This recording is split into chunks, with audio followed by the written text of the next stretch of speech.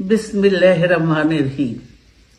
প্রিয় সহকর্মীবৃন্দ, আসসালামু আলাইকুম।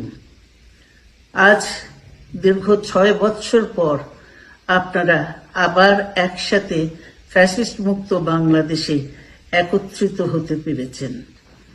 সেই জন্য আল্লাহর কাছে হাজার শুকরিয়া আদায় করছি।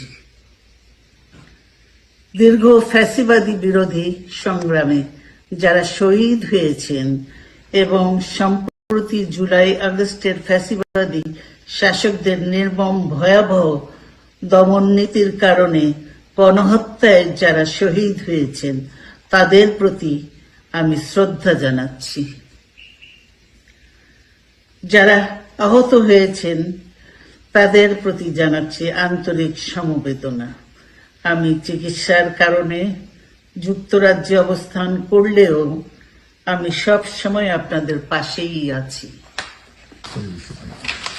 দীর্ঘ 15 বছর গণতন্ত্রের জন্য, আমার মুক্তির জন্য আপনারা যে নিরন্তর সংগ্রাম করেছেন এবং আমাদের অসংখ্য সহকর্মী প্রাণ দিয়েছেন, জুলুম নির্যাতনের শিকার হয়েছেন এবং প্রায় 1.25 লক্ষ মিথ্যা মামলায় জড়িত